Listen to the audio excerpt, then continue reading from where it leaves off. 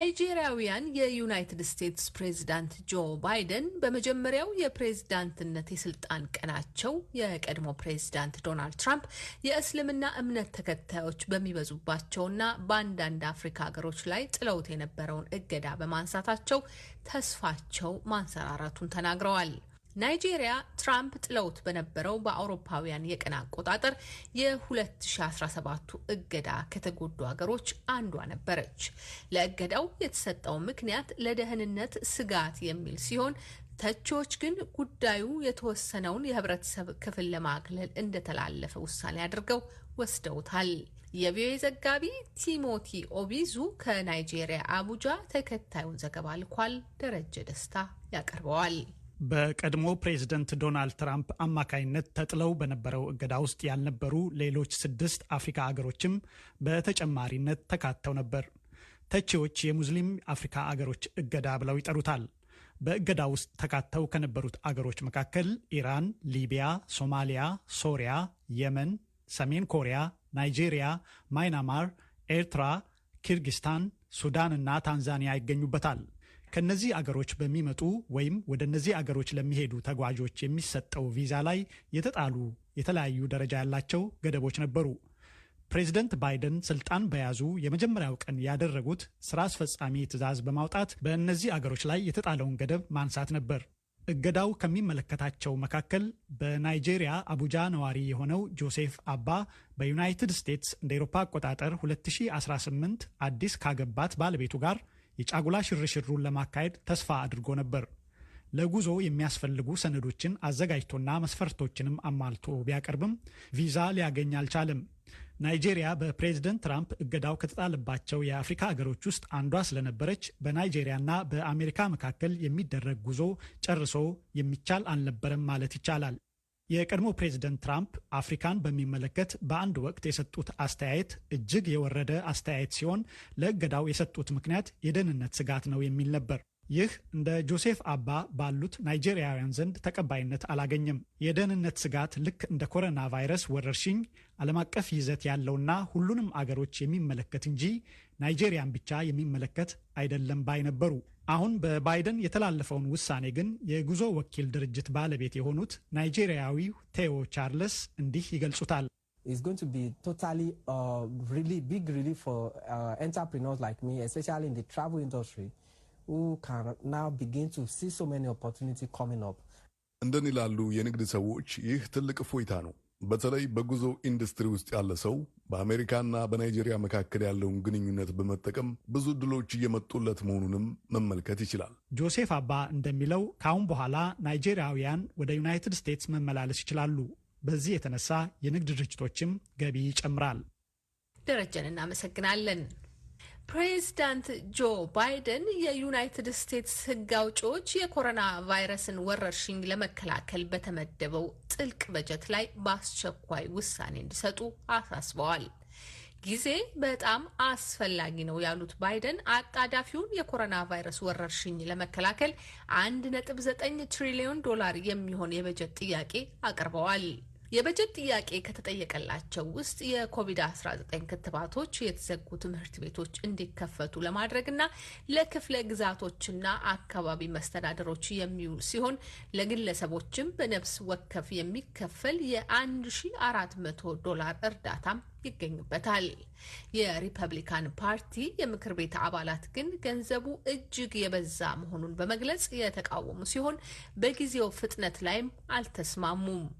የሴኔት ሪፐብሊካን መሪ የሆኑት ሚች ማክኔል ትላንት ሰኞ በሰጡት መግለጫ ካሁን በኋላ የሚወጣ ማንኛውም ወጪ በደንብ እየተጠናና ለተፈለገው ነገር ብቻ የሚውል መሆኑ መረጋገጥ ይኖርበታል ብለዋል።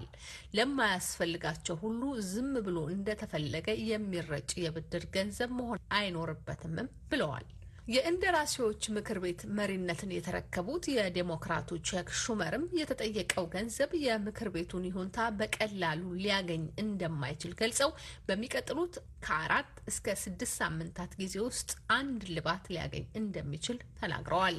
የዋይት ሀውስ ቃል አቀባይ ጄን ፒሳኪ ደግሞ ለሪፖርተሮች ሲናገሩ ለብዙ ሰዎች የሚሰጠው የስራ አጥነት ክፍያና ጥቅማ ጥቅሞች ገደብ የሚያበቃበት መጋቢት ወር ደርሶ ዩናይትድ ስቴትስ ጥልቅ ወደ ሆነው የስራ አጥነት ገደል ውስጥ ከመግባቷ በፊት አንድ እርምጃ መወሰድ እንዳለበት አስጠንቅቀዋል። እንደራሴዎች ትራምፕ እንዲከሰሱ ለሚጠይቀው የክስ አንቀጽ ቃለ መሐላ ይፈጽማሉ። የዩናይትድ ስቴትስ የሕዝብ ተወካዮች ምክር ቤት እንደራሴዎች የቀድሞ የዩናይትድ ስቴትስ ፕሬዝዳንት ዶናልድ ትራምፕ እንዲከሰሱ ላስገቡት የክስ አንቀጽ ዛሬ ቃለ መሐላ ይፈጽማሉ። እንደራሴዎቹ ትላንት ምሽት ወደ ምክር ቤቱ አምርተው የቀድሞ ፕሬዝዳንት ዶናልድ ትራምፕ በህገወጥ መንገድ ስልጣን ላይ ለመቆየት ሲሉ ምርጫው ተጭበርብረዋል በማለት ደጋፊዎቻቸው የምክር ቤቱን ህንፃ ወረው ጥቃት እንዲፈጽሙ አድርገዋል በሚል የቀረበውን የክስ አንቀጽ በይፋ ለመወሰኛ ምክር ቤቱ አስገብተዋል። ዶናልድ ትራምፕ በደቦ የተደራጁ ጥቃት አድራሾች ምክር ቤቱን እንዲወሩ በማነሳሳት እጃቸው እንዳለበትም ተጠቅሷል። በዚህ በእርሳቸው አነሳሽነት በተፈጸመው ጥቃትም ለ5 ሰዎች ህይወት ማለፍ ምክንያት ሆኗል። የትራምፕ ክስ በይፋ የሚታይበት ጊዜ በዲሞክራቶችና ሪፐብሊካኖች ውይይት ተደርጎበት ለአቃቤ ህግና ለትራምፕ ተከላካይ ጠበቆች የዝግጅት ጊዜ ለመስጠት እንዲቻል በሚል የካቲት 1 2013 ዓ.ም እንዲጀምር ቀነ ቀጠሮ ተቆርጦለታል። አድማጮች የምታዳምጡት ዋሽንግተን ዲሲ ከሚገኘው የአሜሪካ ድምጽ ራዲዮ ጣቢያ የሚተላለፍላችሁን የማክሰኞ ምሽት ዝግጅታችንን ነው። በኮቪድ-19 ገደቦች ምክንያት በኔዘርላንድ የተቀሰቀሰው ተቃውሞ 3ኛ ምሽት አስቆጥሯል። በኔዘርላንድ የኮቪድ-19 ወረርሽኝ ስርጭትን ለመቀነስ መንግስት ያስቀመጠውን የእንቅስቃሴ ጊዜ ገደብ የተቃወሙ ነዋሪዎች ያስነሱት ተቃውሞ 3ኛ ቀኑን ያስቆጠረ ሲሆን በአንዳንድ ቦታዎች እሳት በማቀጣጠል ድንጋይ በመወርወርና ሱቆችን በመዝረፍ ተግባር ላይ ተሰማርተዋል በሚል እስካሁን 150 ሰዎችን ማሰሩን ፖሊስ አስታውቋል።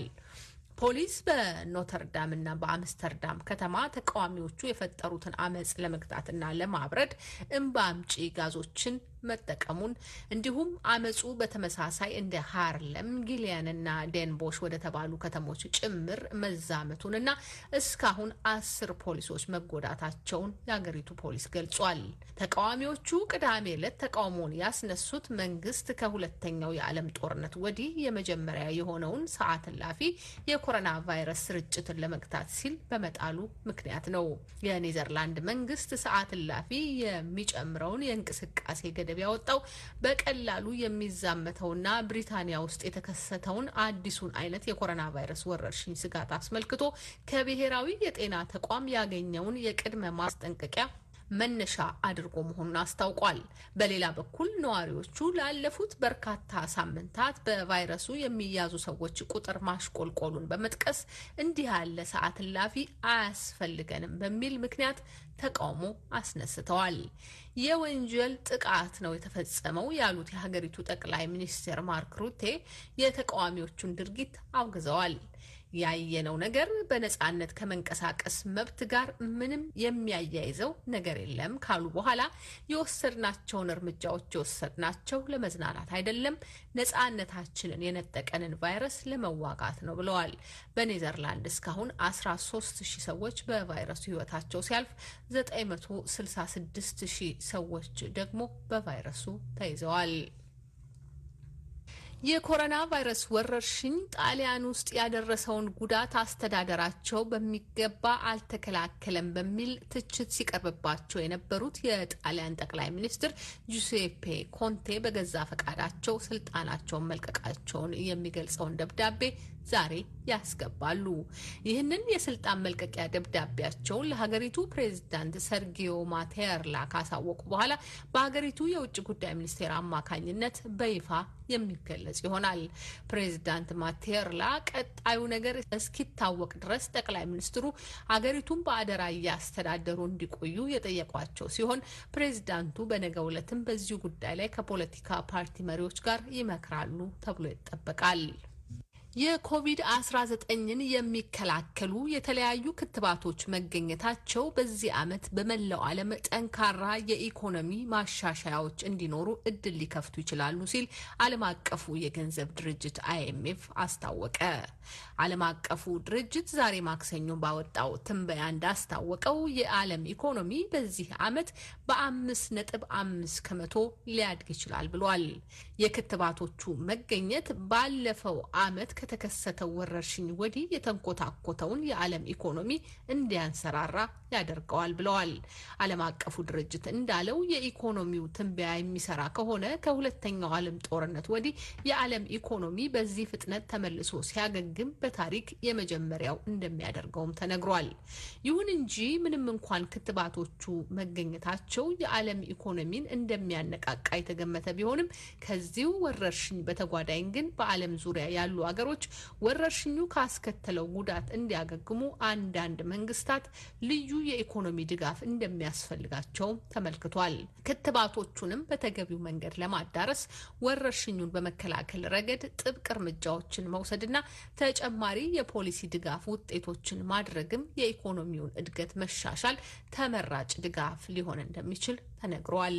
በመጨረሻም ፕሬዚዳንት ባይደን ወደ ስልጣን በመምጣታቸው በዩናይትድ ስቴትስ እና በደቡብ ኮሪያ መካከል ሻክሮ የነበረው ግንኙነት እንደሚሻሻል ተነገረ።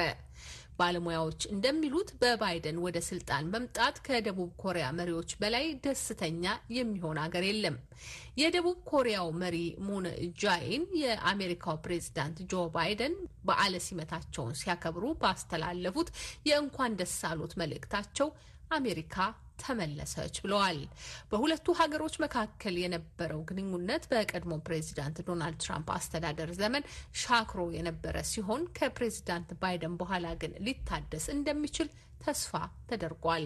ተሰናባቹ ፕሬዚዳንት ትራምፕ ደቡብ ኮሪያ ለጋራ ወታደራዊ ህብረት በአገሯ ለሰፈረው ወደ 30 ሺህ ለሚጠጋው የአሜሪካ ወታደር የሚያስፈልገውን ወጪ አትጋራም በሚል በተደጋጋሚ ጠንከር ያሉ ወቀሳዎችን ይሰነዝሩ እንደነበረም ተነግሯል።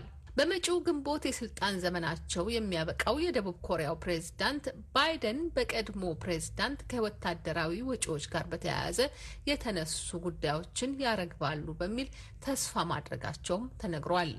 ለአሜሪካና ደቡብ ኮሪያ ስምምነትና ወታደራዊ ህብረት ምክንያት ከሆኑት መካከል የሰሜን ኮሪያ ጠባጫሪነት ጉዳይ ሲሆን የባይደን አስተዳደር ከደቡብ ኮሪያ ጋር የቆየውን ወዳጅነት በማደስ ሁኔታውን የሚያስተናግድበት የተለየ ሁኔታ እንደሚኖር ተገምቷል።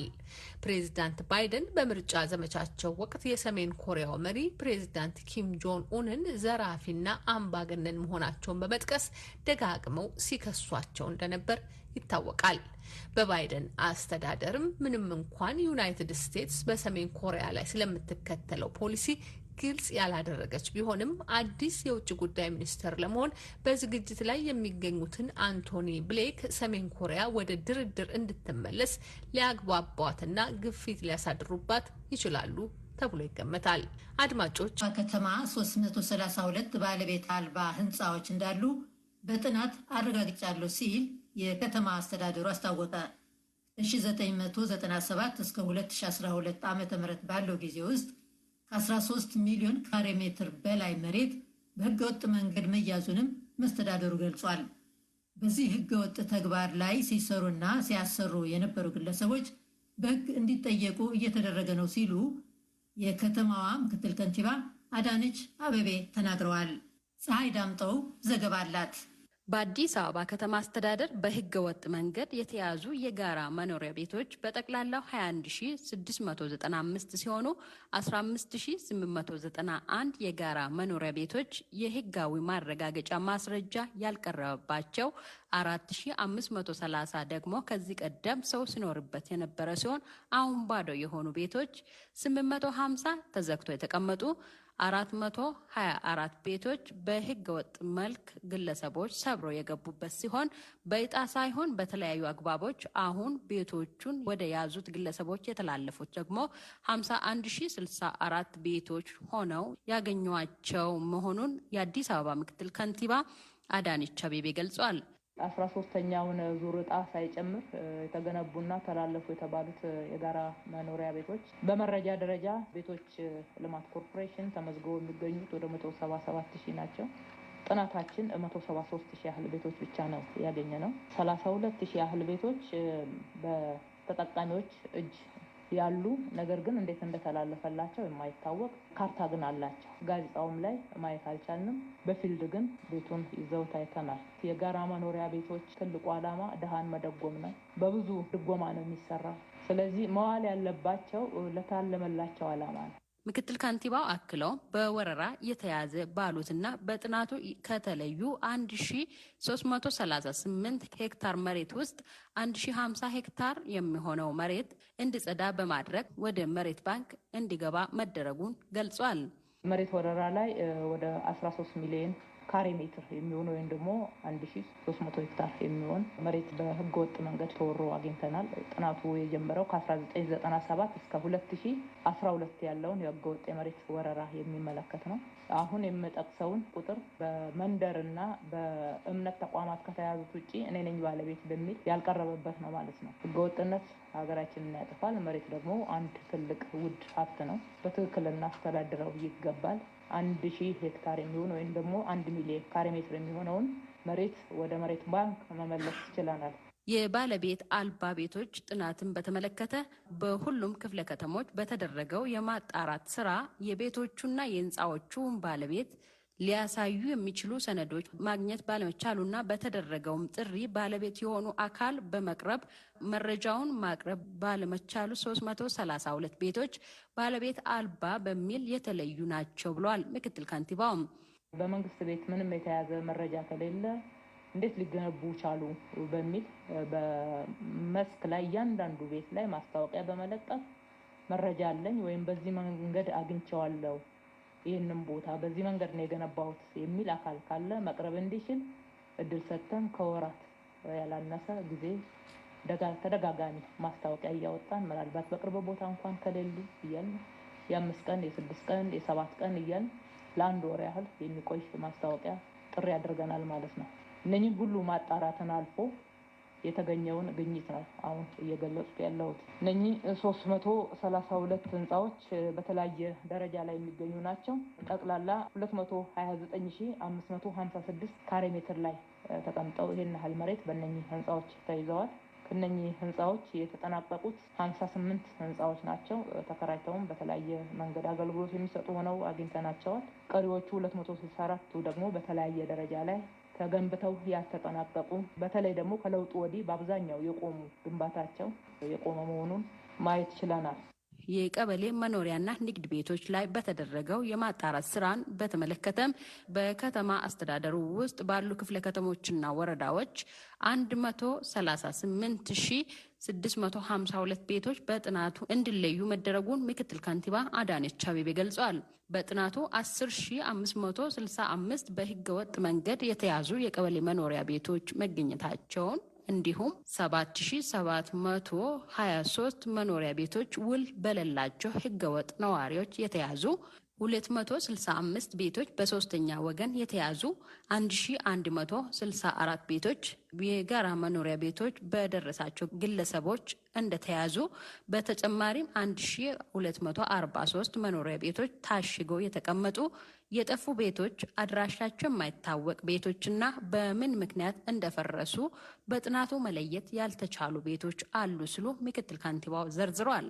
በሌላ በኩል 537 በህገ ወጥ መንገድ ወደ ግል ቤትነት የዞሩ የቀበሌ ቤቶች አስተዳደሩ ይፋ ባደረገው ጥናት የተለዩ ሲሆን 49 ቤቶች በህጋዊ መንገድ ወደ ግል እንደዞሩ ማስረጃ ያላቸውና የተቀሩት 488 ቤቶች ግን በምን መንገድ ወደ ግል እንደዞሩ የማይታወቅ መሆኑን ጥናቱ ጨምሮ አመልክቷል። በዚህ ህገወጥ ተግባር ላይ የተሳተፉ አካላት በህግ ይጠየቃሉ ሲሉ ወይዘሮ አዳነች ተናግረዋል።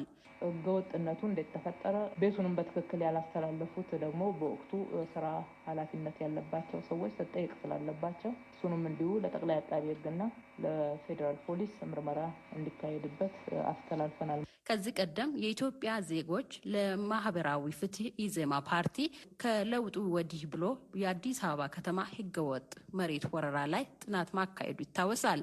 ኢዜማ የከተማ አስተዳደሩ ከ1997 ጀምሮ እስከ 2012 ዓ.ም በህገ ወጥ የተያዙ ቤቶችና መሬት ላይ ጥናት አካሂዶ ሪፖርት አውጥቶ የነበረ ሲሆን በከተማ አስተዳደሩ ጥናት ላይ ፓርቲው አስተያየት እንዲሰጥ ጠይቀን መልስ ለማግኘት ያደረግነው ጥረት ለዛሬ አልተሳካም።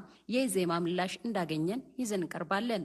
ለአሜሪካ ድምፅ ፀሐይ ላይ ምርጫውን ጨምሮ ኢትዮጵያ በቀጣዮቹ ወራት የምታከናውናቸው ተግባራት የመጪውን ትውልድ ተስፋ የሚወስኑ ናቸው ሲሉ ተሰናባቹ የዩናይትድ ስቴትስ አምባሳደር ማይክል ሬነር ተናግረዋል። በተለይም የግንቦቱ ምርጫ የተሳካ እንዲሆን ሀገራቸው የምታደርገውን ድጋፍ እንደምትቀጥልም አረጋግጠዋል። የተለያዩ ፈተናዎች የገጠሟት ኢትዮጵያ ባለፉት 3 ዓመታት የታዩ ለውጦችን ተቋማዊ ለማድረግ ግን ብዙ ርቀት መሄዷንም ገልጸዋል። እስክንድር ፍሬው ተከታዩን ዘገባ ልኳል። ተሰናባቹ የዩናይትድ ስቴትስ አምባሳደር ማይክል ሬነር ትናንት የሰጡት መግለጫ የ3 ዓመት የኢትዮጵያ ቆይታቸውን የገመገሙበት፣ ተስፋና ምኞታቸውን ያንጸባረቁበት ነው። ወደ ኢትዮጵያ ሲመጡ ከነበረው ሁኔታ በመጀመር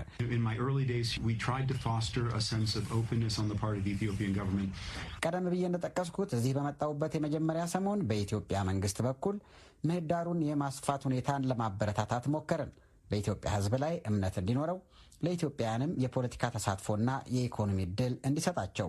ከዚያ ዶክተር አብይ ወደ ስልጣን ሲመጡ ሙሉ በሙሉ የመንግስትን አቅጣጫ በመከተልና ከዚያ ጋር በማጣጣም የፖለቲካ፣ የኢኮኖሚ፣ የፍትህ ስርዓትና የጸጥታ ዘርፍ ማሻሻያዎችን ለመተግበር የሚያደርጉትን ጥረት ለመደገፍ ስልታዊ እቅዶችን በፍጥነት ነድፈን ተንቀሳቀስን ነው ያሉት።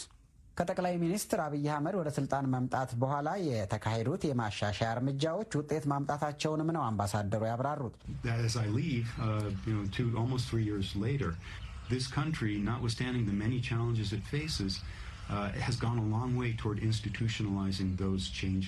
ከ3 ዓመታት በኋላ አገልግሎቴን አጠናቀቄ ሲሄድ አገሪቱ በርካታ ፈተናዎች ቢገጥሟትም እነዚህን የማሻሻያ ስራዎች ተቋማዊ ከማድረግ አንጻር ረጅም ርቀት ሄዳለች።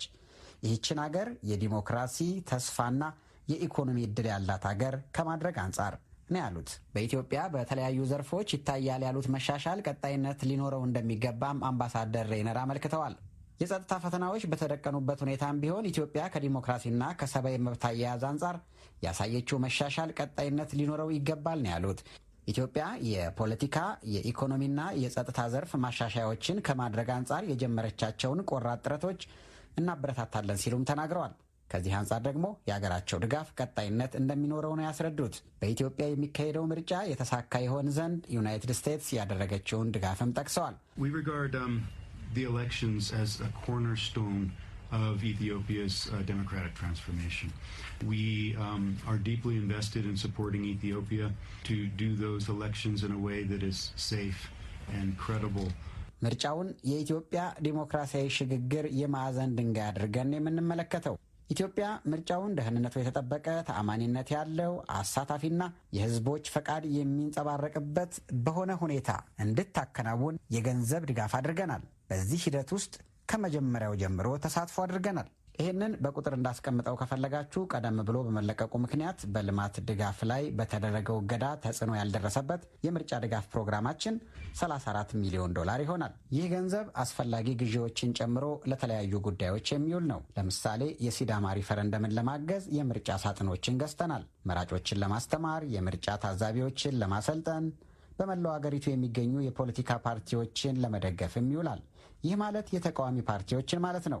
ፕሮግራሞቻቸውን እንዲቀርጹና በዲሞክራሲ መድረክ አስተማማኝ ተዋናዮች እንዲሆኑ፣ ምርጫውም ፉክክር ያለበት እንዲሆን፣ ዲሞክራሲ መሆን ያለበት እንደዚያ ነው። እናም ኢትዮጵያ ምርጫውን ዲሞክራሲያዊ በሆነ መንገድ እንድታካሂድ ያንንና ሌሎች በርካታ ነገሮችን አድርገናል ነው ያሉት። በኢትዮጵያ ያለው ሁኔታም ዩናይትድ ስቴትስ ቀጣዩ ምርጫ የተሳካ እንዲሆን እያደረገች ላለችው ድጋፍ የተመቸ መሆኑን አምባሳደሩ ጠቁመዋል። For me to go to a country and say, I want to provide training and support to parties that want to compete against you in the election, and to have the Prime Minister, the head of the Electoral Board, say, please do it. ወደ አንድ ሀገር ሄጄ በምርጫው ከእርስዎ ጋር ለሚፎካከሩ ፓርቲዎች ስልጠናና ድጋፍ መስጠት እፈልጋለሁ ብዬ ስጠይቅና ጠቅላይ ሚኒስትሩ ወይም የምርጫ ቦርድ ሊቀመንበር እባክህ አድርገው ሲሉ ይህ ለእኔ የተለመደ የሚባል ነገር አይደለም። የምንፈልገው ውጤት ግን ይሄ ነው።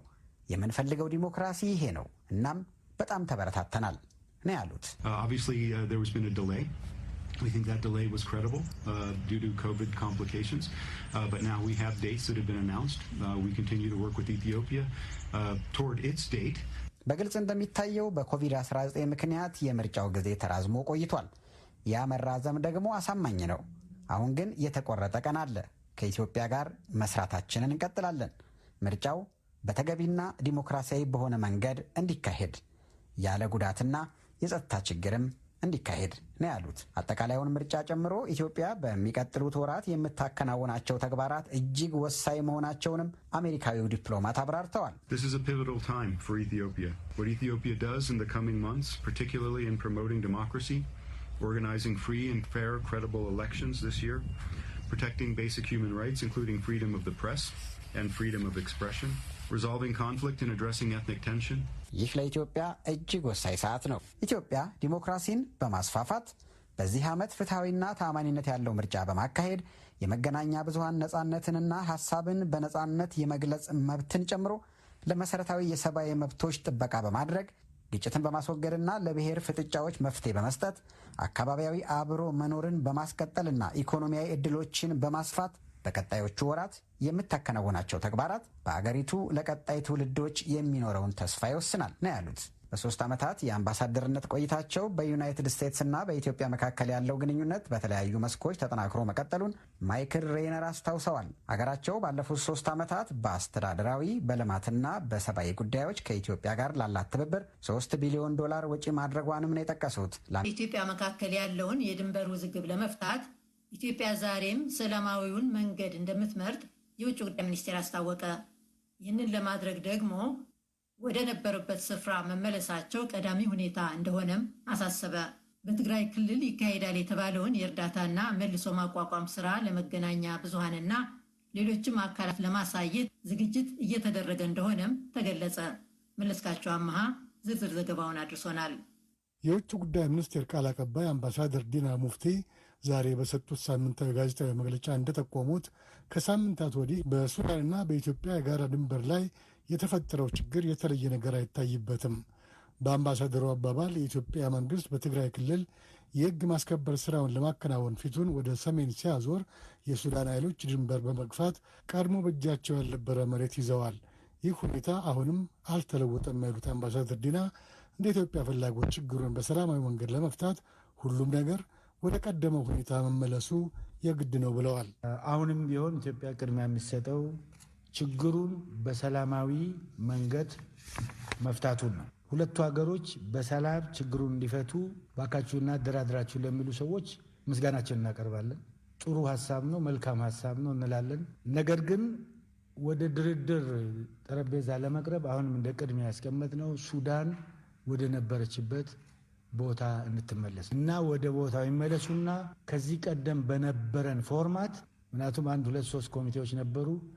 ድርድሩን እንቀጥላለን፣ ውይይቱን በሰላም መንገድ እንፈታለን። እኛ አቋም አሁንም ትላንትም ይሄ ነው። ይሄን አቋም እንደገና መድገም እንፈልጋለን።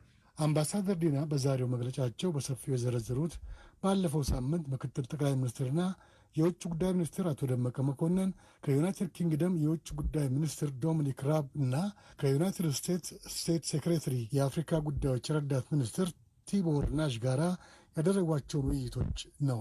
በተለይ ለዩናይትድ ኪንግደም የውጭ ጉዳይ ሚኒስትር ዶሚኒክ ራብ በሰሜኑ የኢትዮጵያ ክፍል እየተከናወነ ነው ስላሉት የሰብአዊ እርዳታ አሰጣጥና መልሶ ግንባታ እንዲሁም ማቋቋም ጠቅላይ ሚኒስትር ደመቀ መኮንን በሰፊው እንዳብራሩላቸው ተናግረዋል። ሚኒስትሩ በዓለም ምግብ ድርጅት ለሰብአዊ እርዳታ ጎንደር የተዘጋጀውን ክምችትም በአካል ተገኝተው መመልከታቸውን አብራርተዋል። የፈረሰውን መሰረተ ልማት በመጠገንም ረገድ እየተደረገ ያለውን እንቅስቃሴ ነው ያስረዷቸው። ጊዜያዊ መንግስት ለመመስረቱ ሰማው በክልሉ የኖርማልሲ ሁኔታ ፕሪቬይል እያደረገ እንደሆነ ነው ያስረዷቸው። ይህም ብቻ ሳይሆን ተዛማጅ የሆኑ ጉዳዮችን ይሄ ፎረን ሚኒስትሩ ሱዳንም ጎብኝቶ መጥተው ስለነበረ በኢትዮጵያና በሱዳን መካከል በድንበር አካባቢ ስለሆነውም ነገር አስረድቷቸዋል። በዚህ ረገድ የኢትዮጵያ አቋም ምን እንደሆነ ያው ሁልጊዜ የምንለው ኢትዮጵያ ሁልጊዜ ለሰላማዊ ድርድር ትኩረት እንደምትሰጥ ነው በደንብ ያስረዷቸው። ከጋዜጠኞች መካከል ከተነሱ ጥያቄዎች አንደኛው በስፍራው ተገኝተው ያለውን ነባራዊ ሁኔታ ለመዘገብ መንግስት እንዲያመቻች የሚያሳስብ ነበረ። አምባሳደር ዲና ይህን ለማድረግ በመንግስት በኩል አሉ ያሏቸውን ችግሮችና ስጋቶች ካብራሩ በኋላ ጋዜጠኞችና ሌሎች አካላትን በሰፊው ተገኝተው ያለውን ሁኔታ መመልከታቸው አዎንታዊ ጎን እንዳለው በማሳሰብ የመንግስት ሀሳብ ነው ያሉትንም አካፍለዋል። አሁን በመንግስትም ደረጃ እዚህም በውጭ ጉዳይም ደረጃ እየተነጋገርንበት ያለነው ጉዳይ እሱ ነው። ጥሩ ነገር እየተሰራ ለምሳሌ ሪሊፍ ሰፕላይ ሄዶ መቀሌ ትላልቅ ከተሞች ውስጥ ተጭኖ ቁጭ ብሏል።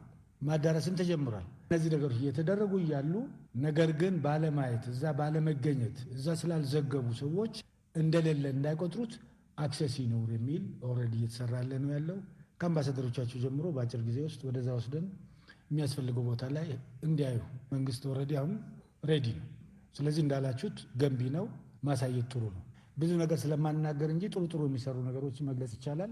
ይሄ ይሰራል። እናንተም ጭምር ከዚህ ቀደም ወደዛ ስትሄዱ የነበረው ሌሎች እንዲሄዱ ማድረግ ይቻላል። ከዛ አንጻር ነው። ስለዚህ ይሄ ይደረጋል የሚል ተስፋ አለኝ። በአጭር ጊዜ ውስጥ እየሄዱ እንዲያዩ ማድረጉ ተገቢ ይሆናል። ባለፈው ሳምንት ከተከናወኑና ውጤት ከተገኘባቸው ተግባራት መካከል ከ300 በላይ ኢትዮጵያውያን ከሳዑዲት አረቢያ ወደ ሀገራቸውን መለሳቸው አንዱ እንደሆነም አምባሳደር ዲና አስታውሰዋል። መለስካቸው አምሃ